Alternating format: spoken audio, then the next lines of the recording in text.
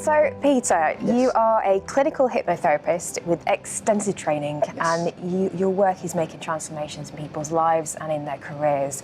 And one of the things that you specialise in and do workshops in is actors. Yes. And stage fright, audition nerves, the psychology of acting, peak performance. These are all issues that you are offering treatment for. So, welcome. Thank you for joining me. It's nice to be here. Why do you offer treatment for actors? Is this something new, or is it something that you've been doing for quite a while now? No, it isn't actually, because the acting profession in the UK is so much richer than it is in Canada, where I spent many, many years. Unless you're in Toronto, I was on the West Coast. It was something I became interested in because I've always been a lover of theatre. I don't know, who knows, I might be even a frustrated actor. I've played many parts, but no, I've always said, almost in jest to some of my acting clients, that we have a lot in common. You, as an actor, are in the business of influence, and I'm in the business of influence also. You influence audiences, I influence clients. You create new realities for people and transport them into new worlds. I do exactly the same, but for therapeutic purposes. Can you explain to me what hypnosis is and why it's so powerful for actors? Well, you can ask any hypnotherapist and they'll probably give you a slightly different answer. There are many complicated answers, but for me, the simple one is that hypnosis is simply a natural state of relaxed focus awareness where the conscious mind is put on the back burner, takes a back seat, while the subconscious mind is open to then listen. It's easier to speak to the subconscious mind once that conscious mind, which can be nothing but trouble, is out of the way. Absolutely. Yeah. And why do you think it is so powerful for actors? I mean, obviously, we're working with our minds and our, putting the preparation we do to go into our subconscious is so crucial, isn't it? Well, you're already ahead of the game there because actors are natural clients. I love working with actors because they're already in contact with their subconscious minds because of what they do. They already understand that it's possible to access parts of them to play different roles in the same way that we all play different roles throughout our lives from birth, but we're perhaps unaware of as you grow older. I've often jokingly said that actors are people who pretend for a living. And that sounds slightly disparaging, but it's not, because children pretend, and children are possibly the best method actors on the planet. When they play, that's not make-believe. It might be for the first 5 or 10 seconds, and then as soon as they're into what they're doing, and I have grandchildren, so I actually look at them and witness what they're doing. It's amazing. They are in another world. Now, actors, I think, to a degree, are rediscovering the ability to do that. And it's very powerful to be able to access your unconscious mind to bring out the things that you knew as a child but perhaps have forgotten. Yeah. I think, a lot of actors have issues and they're held back for probably a number of reasons and perhaps wouldn't consider hypnosis. I think a lot maybe just think, oh, it's a confidence thing. I need to get through this. I need to find more confidence. Yeah. How do actors find you? Why do they normally approach you in the first place? Well, usually it's because I put myself out there, and on my website there's an acting product which is actually for sale called Excellence in Acting, which covers a couple of the processes that I use in therapy when it's one-to-one. Usually, I have had actors referred to me by agents who are also, in some respects, confidants. I don't know if that's always the case, but That's interesting. Yeah. Sometimes actors will share with an agent their problems, and an agent will say, well, I happen to know this fella who can probably help you out. And more often than not, that's what happens. And interesting, as we were discussing before, that in the UK and the English culture, British culture, we don't share things things like that, like in America, do we? No, This no. is, we're very, everything's fine, I'm okay. And, you know, actors even more so, they probably do need this kind of support. This would help people massively get maybe to that next level or break That's through right. some barriers. Yeah. What's your experiences been with, you know, actors sort of being a bit rigid about telling anybody? Well, it's pretty much across the board that they will not talk about it, because in doing so, there's the sense that they perhaps are presenting a weakness and they don't want to be perceived as weak in any regard.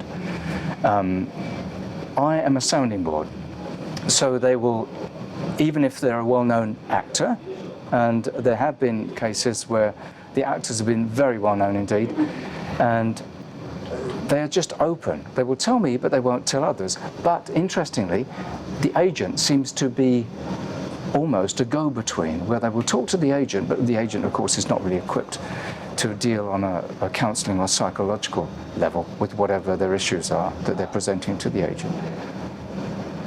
Do you think, do you reach out to agents then, or do you think agents maybe have heard about you through some other means?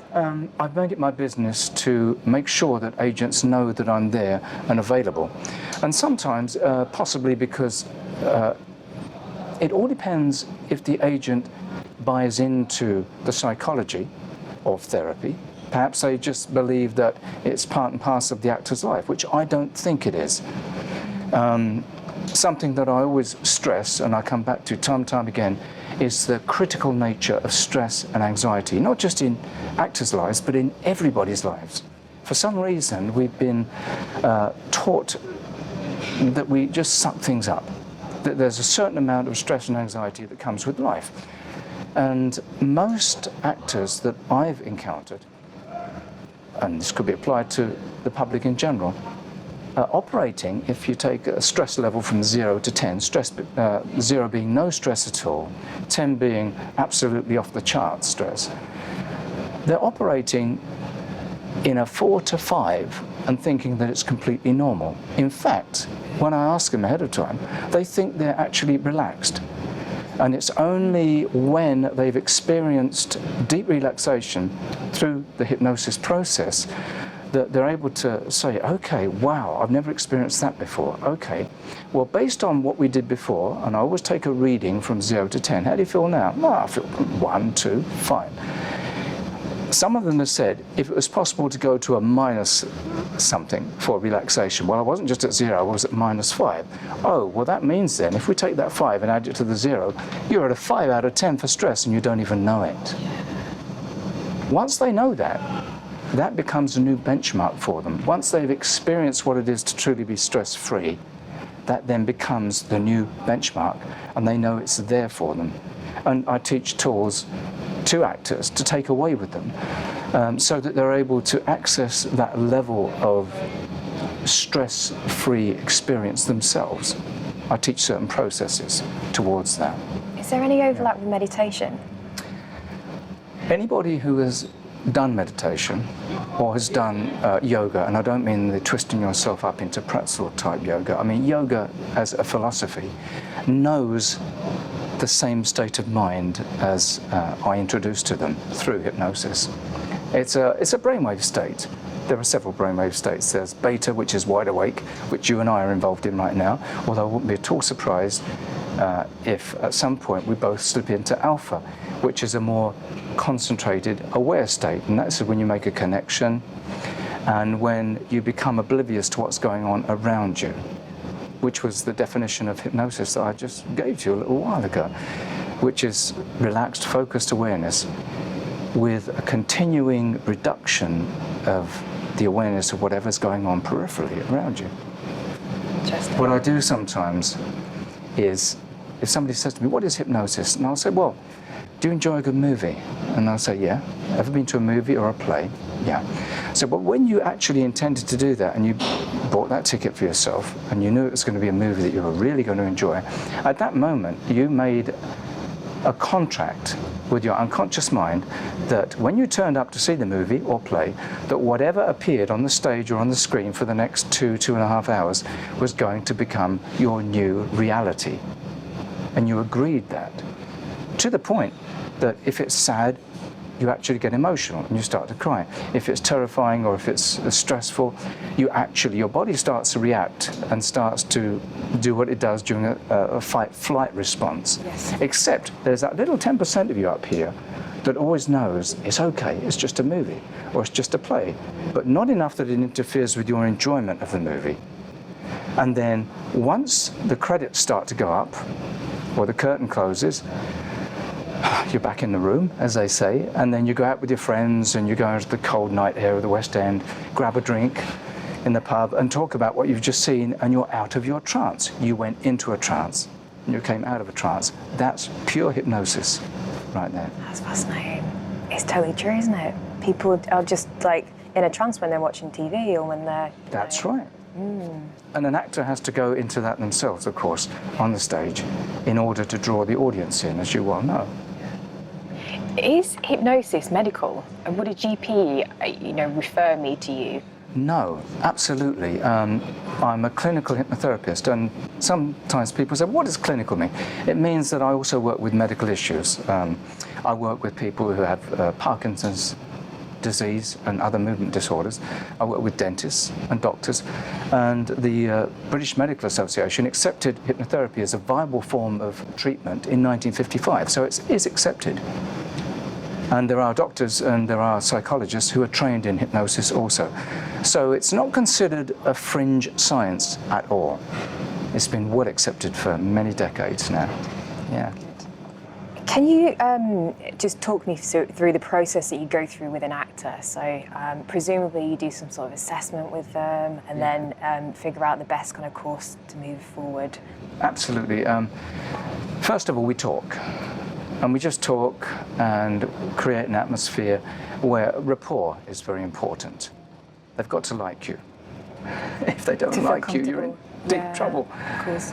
Yeah, and they already know what it is to create rapport with somebody. And because I know something about the acting profession and have a passing acquaintance with some of the different techniques that are involved in acting, I know what it is to be able to draw whatever needs to be drawn out of the actor.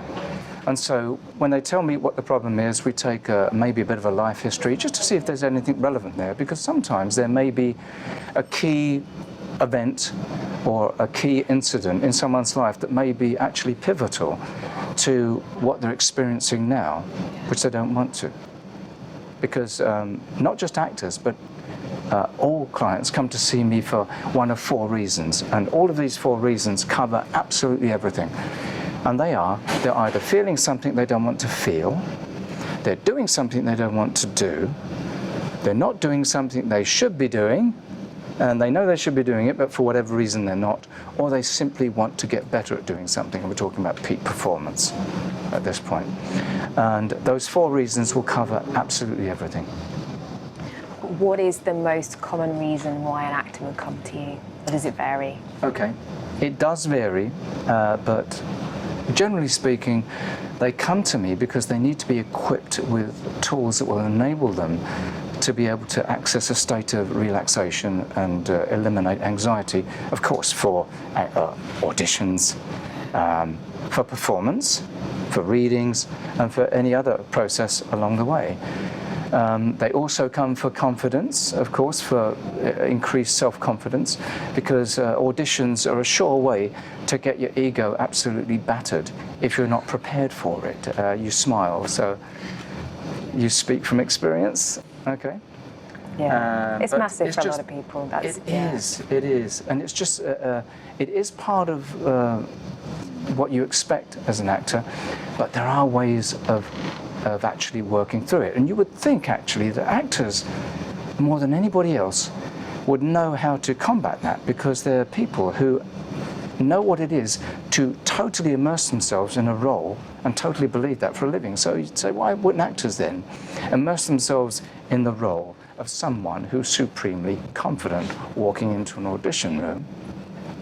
And there is actually a process that I actually use especially for that, which we might talk about later on.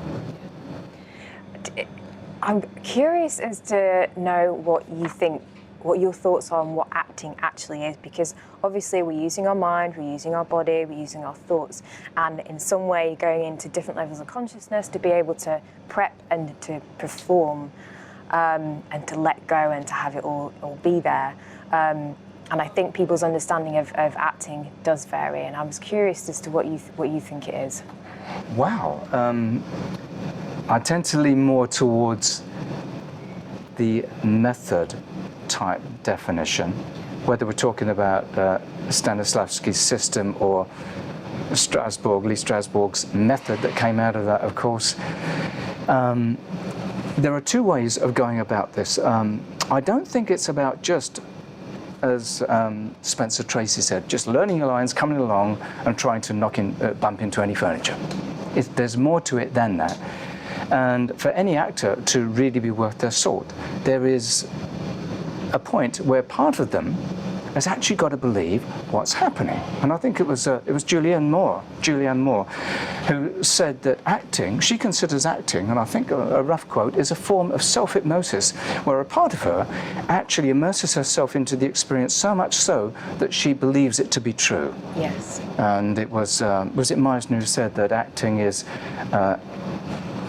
behaving truthfully in unreal circumstances. I forget the actual quote, but along those lines. There are two approaches. Of course, the Strasberg's affective memory technique, where you try to relate to something that you actually have experienced in your own life in order to draw that emotion up. It can sometimes be kind of treacherous territory to get into if you don't have a very strong sense of your own self, a strong sense of self-awareness. And then there are other techniques which work from the outside in. There's one which I'm familiar with called Alba Technique. Have you heard of that? I haven't heard of that, no. Okay, it was developed, I forget, it was the 50s, no, it was the 70s actually, by a Chilean neuroscientist and psychologist called Susanna Bloch, who developed it, and it's been used by certain schools. And her premise was that there are 6 basic emotions: there's happiness, sadness, eroticism, tenderness, and some others, and that all of these emotions can be accessed by 3 physiological factors. And those 3 physiological factors are breathing, physical posture, your physiology, and facial expression. And so this has been touted as a safe method where you don't have to access some past trauma in order to emote grief or whatever.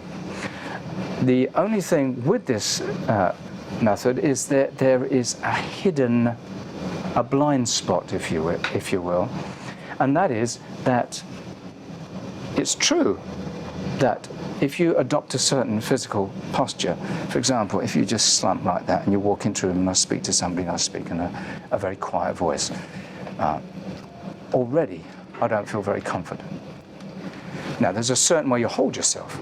And so when people come to me, for example, actors come to me with confidence, I will say, how do you think a confident person will behave? Because confidence is an abstract concept. It's just a word. That was my next question. What is confidence? Okay. Yeah, so this leads nicely, yeah. Now, confidence is something you can pretend at. Fake it till you make it. Is it? Who said that?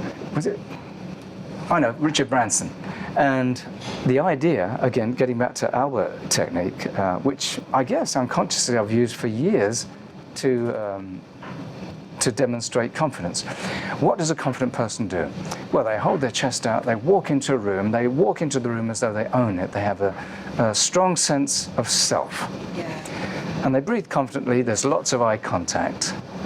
And if you do and you know, even if you don't feel confident, simply by doing those physical things, I say, how do you feel now? Well, I feel confident.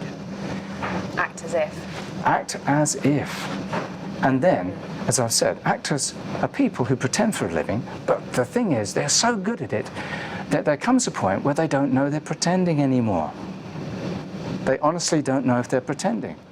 And then they're able, of course, to come out of it. And it's a great performance, and they go home and they get on with their lives, sometimes. Actually, let's just go back, confidence. Confidence, okay.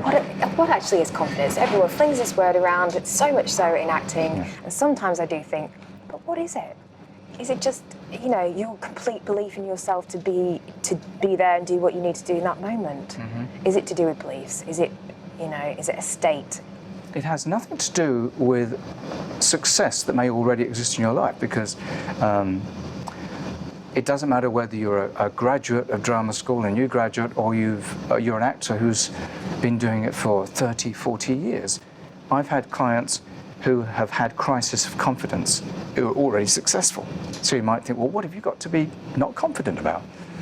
And there are certain underlying situations which create that crisis of confidence. Confidence is simply believing in yourself, believing that you can do the best that you can. You might not believe that you are the best actor on the planet, but then again, all of us at some point in our lives have been the best actors on the planet for the sake of others. And we've had to. There are situations where somebody has experienced grief or the loss of a close one and has had to behave in a different way in order for others around them, in such a convincing way that they think they're okay, but they're not. But there's certain coping mechanisms, and there are such things as healthy coping mechanisms that you can bring into play, and there are unhealthy coping mechanisms, which we can also talk about, which can be accepted as part of the actor's life. Stress, alcohol, smoking, substance abuse, and then add to that, as a result, to bad dietary habits, eating badly, disturbed sleep disorders. You've got a recipe for disaster. A survey was done a few years ago, not a very scientific one. It involved less than 100 actors, but it was in the UK, and they found that actors as a whole, I don't want to generalize, but actors as a whole were more creative, which sort of is a given, I would think, but they were also more sensitive. And as it turned out, not as likely to open up about their inner struggles, and not as able to articulate their inner struggles as much as someone who wasn't an actor. Interesting. Yeah. Again, it wasn't a scientific study, but it was something that was presented. And I've seen actors who, and you've seen them on talk shows, people who are so animated and are so full of charisma, and they're on a late night chat show and you're going, this is the most boring person. If this is who this person is, they're totally without personality. Does that mean they're a good actor? Who knows? You hear this thing of actors, they feel free when they're performing, Yeah. and they, you know, and that's when they're being their true selves. Yeah. And that, I find that fascinating as well. Yeah. I always find that one of the hidden hazards for an actor, especially if they're super busy all the time, and especially if they're playing a role night after night after night after night in the West End and pouring their heart and soul into it, that there's got to be a place they come home to that they know as themselves. And they've got to be very sure of who they are, because it's easy to get lost in remnants of this or that or the other character. I think it was, there are so many quotes. Oh yeah, it was Kate Winslet who said that it takes her generally 6 months to fully say farewell to a character after she's played that character, whether it's on the stage or in a film. I believe she won. Did she not win an Oscar for her role in The Reader? Yeah, okay. I can remember her accepting the award, and very emotional. Yeah, it was an incredible movie, an incredible role, and it came at a cost to her.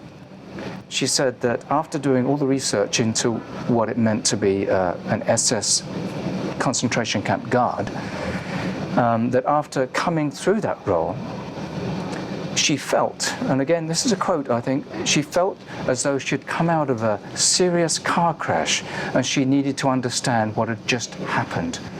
And she needed to understand what the trance that she had just come out of. It took her fully 6 months to say goodbye to that character, but not at some cost. And I don't know whether she had formal therapy afterwards, but it would certainly help the process. Not before, not necessarily afterwards, but if you know what you're going into. This leads nicely onto a question I had actually, which is what your thoughts are on, you know, the psychological danger for actors who really delve heavily into method acting. I think there's so much out there, by the way, on the internet now that they can equip themselves, but they've got to be aware that there is this slightly dark side to it. And there is enough out there that you can, even on Wikipedia, you can Google dangers of method acting. And using that information alone, you can prepare yourself. Okay, well, I know I'm going to be going into this, so I'm going to be very, very aware of myself, who I am. Maybe talk to friends. Let your friends know that you're going into a place as Nicole Kidman, actually, in a role that she was nominated for an award. It was The Rabbit Hole. And she played a grieving mother who had just lost her 4-year-old son. She accepted this role 1 year after giving birth to a daughter.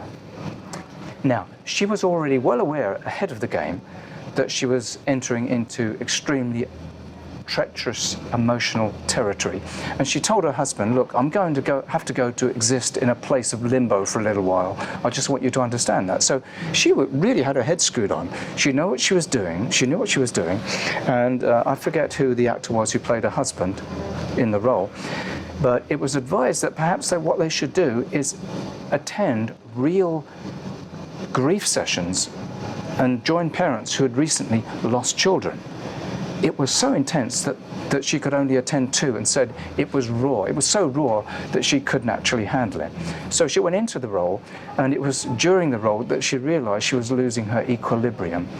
And she said it took her 5-6 months of coming out of that, of having recurring nightmares about losing a child. Because if you haven't lost a child, and God forbid you should use that as a memory to emote, I would say, don't go there, don't go there. But the next thing is, she's just given birth to, she has a 1-year-old daughter, and now she's immediately, what are you going to do? You're going to transfer that grief to that precious little child that's yours, and you go, how would I feel if I lost my child? I've done that before, and it's not a good place to be. It's not. That is an extraordinary example of that. Yeah. Yeah. And then you hear, you know, people like Heath Ledger. Yes. Actors who, you know, do extreme roles like that, and then, you know, Yeah.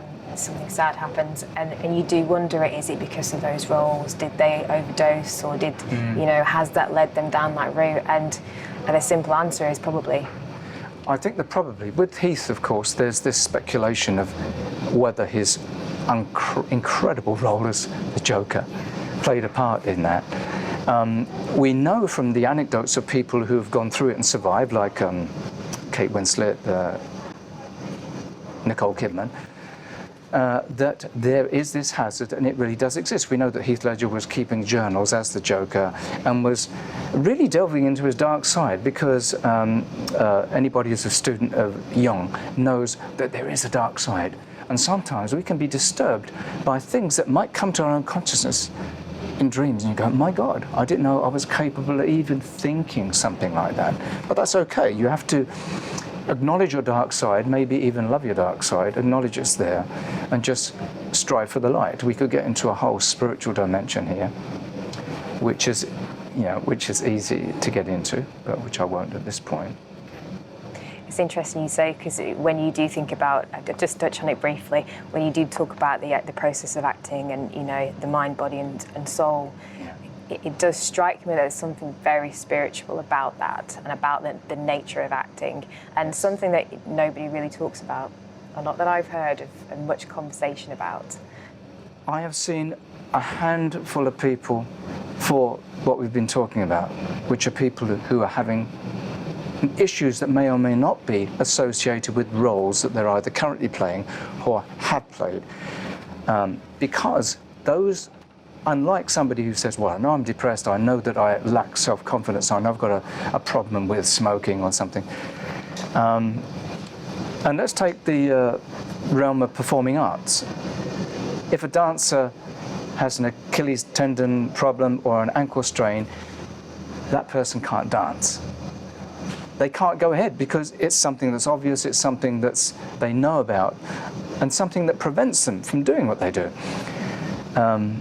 Somebody whose name escapes me right now referred to actors as the hidden patients, in that they can suffer injuries of a psychological nature to greater or lesser degrees that are not apparent to themselves, or they might think, well, yeah, it's just one of those things, or to their friends. And in fact, it may be that their friends see something, first of all, a change in behavior. You're not acting yourself. What is that? Oh, I'm okay. An actor will spend hours and hours getting into a role. But from what I understand, at the end of the night, after that last curtain call, they go off, they get their makeup off, they go out with their friends, they socialise, they drink. Very few, and there are a few that do this, go through a ritual of cooling down, stepping out, whatever you want to call it. And I think rituals are very important in this regard, because a ritual, whether it's religious or non-religious, is very important because it gives a degree of importance to whatever happens within that ritual. You come to the ritual saying, okay, I'm going to do a prescribed set of activities now that mean that I'm going to come out of this, that, I will leave it behind, and then I'll go out with my friends. But the number of people that spend hours getting into a role and almost no time at all, and acting schools are a little guilty of this, of not instructing people that there are hidden dangers. Be careful, look after yourself. Yeah, very important. Yeah, very important indeed. Very true. So, stage fright, audition nerves, where does this all come from? Well, when someone first graduates, they know that they're in a competition. Thousands, as I heard you say in one of your videos, thousands of graduates. And not everyone can even make a living out of doing this. No. And Very few do. yes, and as you said, this is catch-22. You don't get the work without experience, but you can't get, but you have to have the experience to get the work. How do you do that? Well, you take whatever you can. So perhaps, would some examples be of help here? Sure. Okay. I had a client who came to me because she was shutting down during auditions. She knew that she wasn't giving all of what this person knew could be given at an audition. Holding back, I think, was the key phrase. I'm holding back, and I don't know why. And after some investigation, it was quite significant that straight out of drama school, this person had nailed with her first audition a very successful and regular spot in a TV medical drama. Straight out of drama school. And I believe that went on for a couple of years. Now, that isn't the norm. And of course, it's extremely lucky, but what it did was set an artificial bar. Even if consciously this person knew that, oh, well, it's not always going to be this easy. Subconsciously, there was a bar where now, after that was over, oh dear, I didn't get that audition, I didn't get the one after that. And then all you have to do is have one or two unsuccessful auditions, and then despite any confidence that you may have had, you start second-guessing yourself. You start questioning yourself, rather than just being yourself. And this is where the conscious mind can get in the way, because it's not a help at all. It's analytical. It's too introspective. It starts to look at things, where you need to be able to free yourself up. And in fact, as I said, there's a certain technique called what I call DTI, Deep Trance Identification. And it's an advanced form of modelling. okay, as we said, confidence is an abstract word. Name an actor who you think exudes confidence. And, you know, not necessarily somebody who's incredibly successful, but somebody who you think, even in talk shows, you think they're just so at home in their own bodies that it would be lovely to experience that. And so I get people before second or third session to say, watch every video you can of this person. Watch the way they behave. But it's got to be somebody who they genuinely admire. And tell me what you pick up, but I want you to know them inside out. And then what we'll do is something special that next session. And that something special is in several stages. And it's in a kind of light trance. So it's not just pretending to be that person. So you visualize that person in front of you, usually with their back to you so that you can walk into them. You say, how are they holding themselves? Look at them carefully. Describe to me how they're holding themselves. And as they describe that, I look for signs in my client that they're beginning to actually adopt that kind of physiology themselves. I say, okay, now you're ready. Walk ahead into that circle, the magic circle. Okay, now you know how they feel. What are they thinking? What do you think they're thinking right now? And they will describe it to me. There are 2 or 3 stages to this. By the time they've got to the third circle, the third stage, they're feeling what that person is feeling and behaving how they're feeling. So in a way, they have used them as a model, but rather than saying, oh, I'd like to be like that person, they said, what does it feel like to be this person? It feels great, okay. And in one very interesting case, the target model was Benedict Cumberbatch. And what this actor expected to find was this energy and this vibrance, etc. And was very surprised to find in the last stage that there was this Zen-like stillness, this peace, which of course was the actor's unconscious mind finding what they knew they needed to find in themselves. Because we don't know what Benedict's like. I haven't interviewed the dude, I haven't talked to him. And so it was very interesting. And then that process takes about 20 minutes. And so we just repeat it until they walk into all these 3 stages, and it becomes a matter of seconds. Physiology, what are they thinking? What's their outlook on the view? What's their opinion of politics? What do you think they do? And so deep trance identification, it's a very, very powerful process. Not entirely unlike a lot of method approaches, because I'm working from the outside in, like the Alba technique that I told you. I don't, this is totally off the subject. I was going to go back to Alba Technique being a safe alternative to trying to excavate some kind of painful past experience in order to emote grief, anger, whatever it is, which is not always that healthy.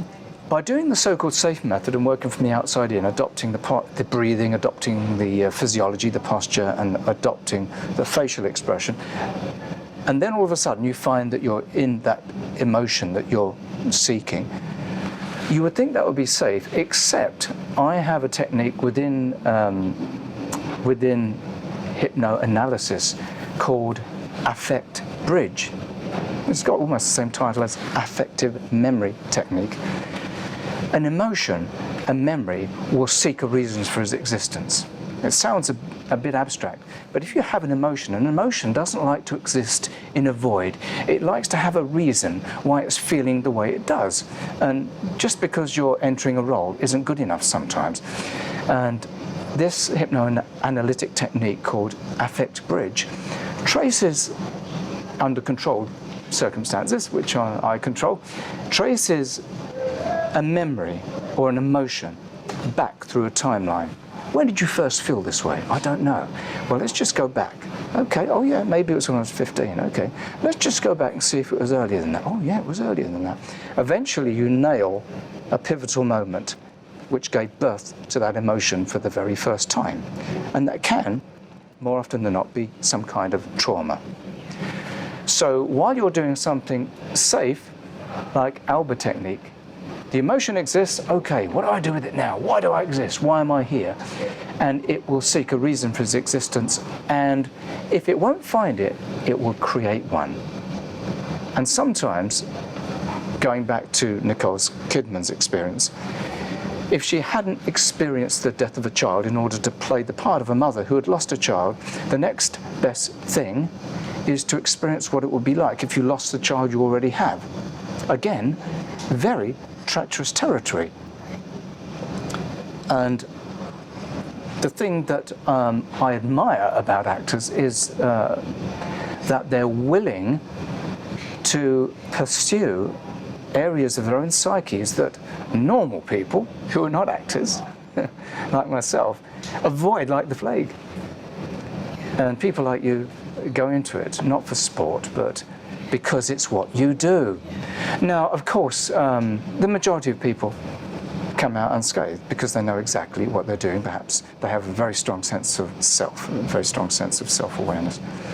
But perhaps you can see why this goes beyond just giving somebody a few simple techniques for confidence or for this and that. Now, Alba Technique does have some very good cooling down techniques, stepping out techniques. So yes, they do teach stepping out techniques.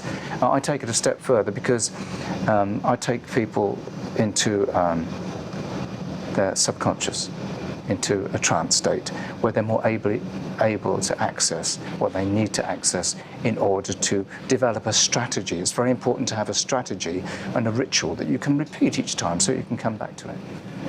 I don't want this to get too esoteric. Yeah. Have you done any work with drama schools, or do you see, or do you know if, because I haven't seen anything myself, and I think, you know, this really could be very beneficial to have these kind of conversations with actors in the early stages, so they perhaps have a clear understanding of what they're doing. Well, an Australian professor of psychology within theatre called Dr. Mark Carriston a number of years ago did a study within the UK about the health of actors, or lack of the provision of health for actors within acting schools, which was pretty much non-existent.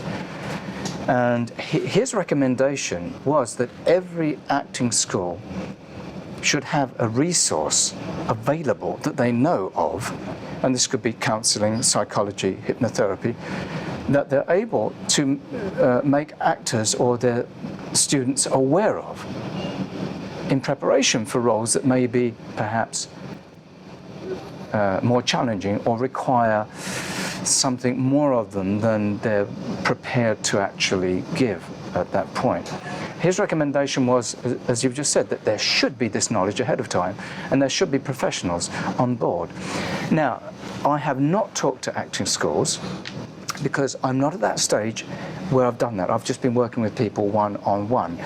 I have developed a series of 6 2.5-hour workshops which cover the nuts and bolts, the stress, anxiety, what are emotions and how can we control them? Because emotions are pretty strange things. There's a workshop that I've entitled Method, Madness and Hypnosis, which goes into great detail about what we've just been talking about. And is this a recorded workshop, or is it something that you teach? These are workshops that have yet to be given. They're inaugural. I've only just completed these workshops. And so I'm now in the process of perhaps beginning to offer these resources to drama schools and acting schools. Because their curriculums are so set in stone, this would possibly have to be on an elective kind of basis. Yeah. Extracurricular stuff. Interesting. Yeah. Interesting to see where that goes. And I think it would be a massive help for a lot of people. Yes. Are you able to share any success stories with us? I know that the work that you do is confidential, but is there anything that you can share with us? Yeah, indeed. Actually, we touched on one client who came straight out of drama school. Yes. That's right. That actually, I won't go over that story again, but of course, massive success early on, but it set an unrealistic benchmark for what this person could expect later on. And then, of course, it was a case of what everybody expects. Sometimes success, sometimes failure. I don't like the word failure. No. I don't. I think it's important that you go in to an audition with the same attitude that you would go into a role once you've nailed it, once you've got the role. And that seems to be missing. Hey, you're an actor. Act as though you're successful. Act as though you're confident. Well, how do I do that? Well, tell me who you think is confident, and then we go that route. All we did at that point was establish one success story, and this was accomplished through some exercises, through some drilling, and there might have been some Skype work involved. And this person experienced success with the very next audition. Once that was established, that was a new benchmark. Okay, how did you feel? I felt great. And so the doorway through to the audition room, rather being a place of dread, it's very important to say, okay, how does that make you feel, that door? And so there are different ways that we can do this. Sometimes it can be a lengthy process, sometimes it can be brief, but that person experienced success. Another person who was a veteran, all of a sudden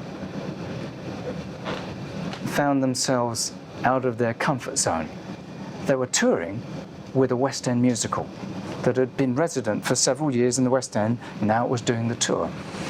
And this person had secured a significant role within the musical, but it was a very small role that required very few lines. Now, this person had been used to Shakespeare and had been used to being on stage for 2 hours at a time. What compounded the issue is that the role, although it was important, was extremely pivotal. And where, as this person told me, when I'm on stage for 2 hours, you have the luxury of making the occasional mistake, which you can then improvise or say in a different way. And because you're so immersed in the character, there's this sense of continuity. But when you're off stage, you have to get yourself in the moment. And there was a time during the two and a half hours of the musical where this person would appear for maybe 4 significant times. And it would be very instrumental in propelling the narrative forward and actually functioned as a kind of Greek chorus in many respects. And because this person had fluffed their lines during rehearsal, something had set in, and there was this fear that these simple lines could not be internalized. And so all this person needed, thankfully there were several rehearsals before the much dreaded preview, where the press would turn up, etc. Yeah. So in that time, this person was able to experience one perfect performance, which was then used as a template for everything else that followed.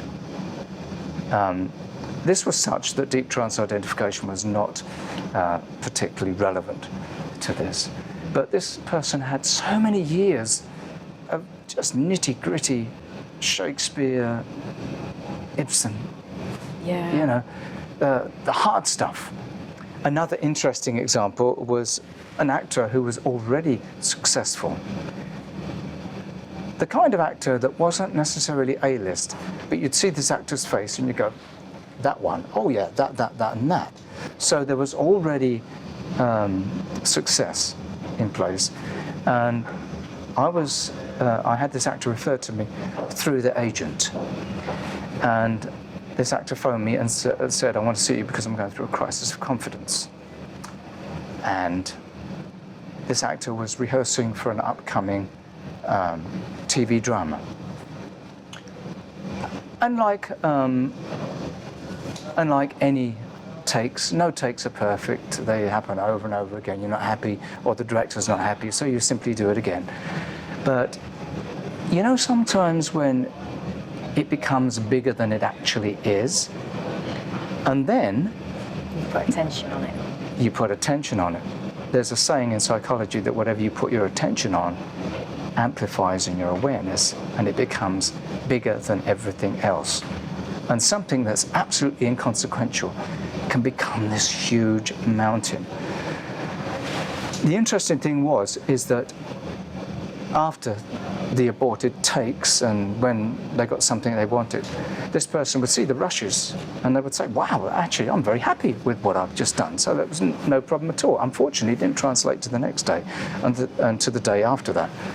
And so what actually happened was that this person imagined that other actors were talking about her. She would see them talking and would imagine that they were discussing what had just happened. And so that became a different problem entirely. And then it snowballs. It just completely snowballs, yeah. So again, it came through revisiting a certain history, and it turned out that there was one specific incident where a European director during a stage production, not in England, in another country, had ridiculed this particular person in front of everybody else unnecessarily. From what I understand, this director also had a huge ego problem, and this had so affected this person that I thought it may have been instrumental in that. So there's a process which I call addressing others stroke unfinished business. We have a chance to talk to that person who's offended you. This is something that's used not just with actors, but this can be used for people who've offended you, abused you, things that you should have heard from this person you didn't hear, which affected the rest of your life perhaps. You get a chance to revisit that in a very realistic sense, where you're there and you have a remote control, so the person shuts up, they have to listen to what you have to say, they get their comeuppance, and you hear back from them what you should have heard, be it apology, restitution, whatever. It's a very intense and in-depth process, again, and it happens during hypnosis, but it's very, very real. So much so that when that person then looks around for any residual emotional connection between you and that person, you just annihilate that connection any way you want, with an axe, magically dissolving it like with a Harry Potter wand, burning it with a blowtorch, and usually that takes care of the problem, which it certainly did in this case. Needless to say, 1 year later, this particular person went on from strength to strength, and with one backup session secured a very successful regular role in a hugely popular British TV drama. Amazing. Unfortunately, I can't give details. Yeah. The process of learning lines is repetition, and it does go into our subconscious, doesn't it? Because we do need to not think about it when we're actually performing it. I just wondered if you've had any kind of information on how that works, the learning of lines with the brain and the consciousness. So we're not talking about somebody who's having problem remembering lines. We're talking about taking what they're saying into them, becoming a part of them. I would say that more importantly than the lines, I think what goes into you is the emotion once you're inside of that character, and the lines are now irrelevant because you are that character.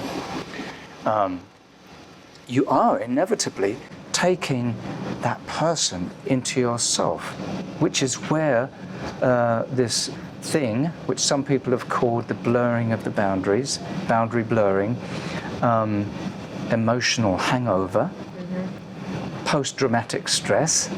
There are some cute names given to it, to a very serious thing, can happen. And I would say that, let's take the two obvious examples that everybody knows about.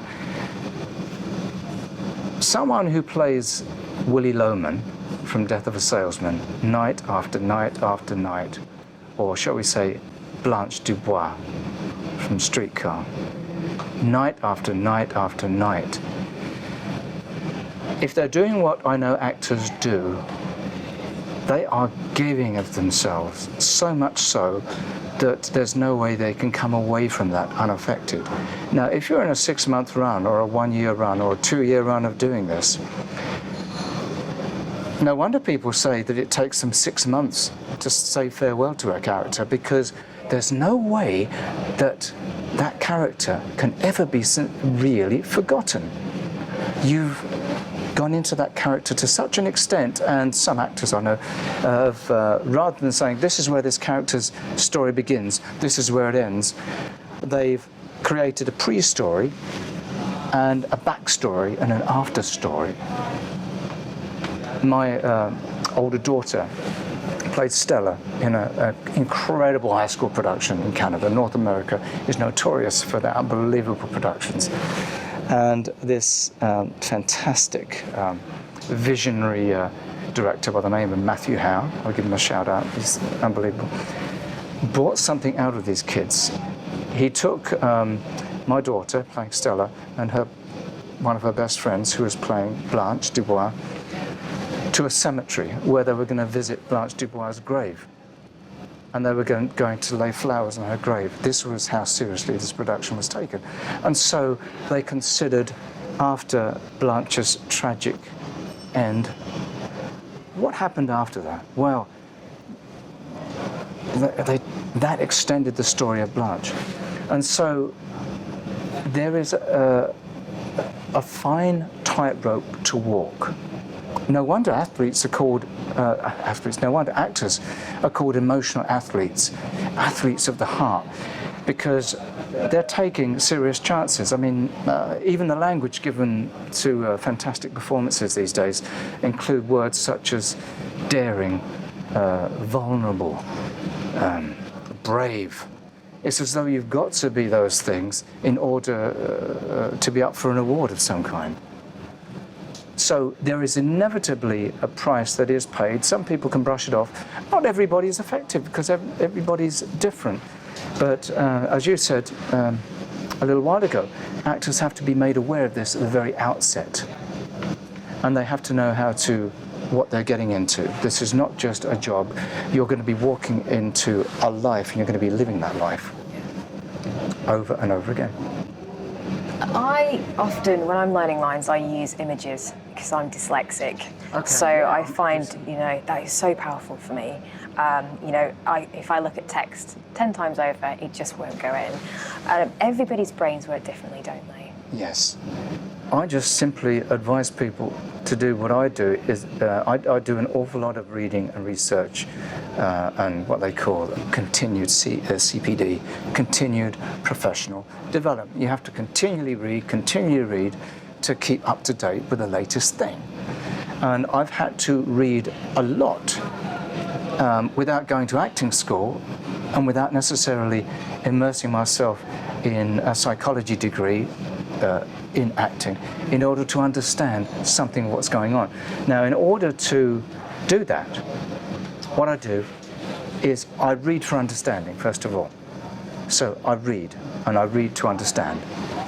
Then I read again to understand and see if there's anything that I've missed that I haven't understood before.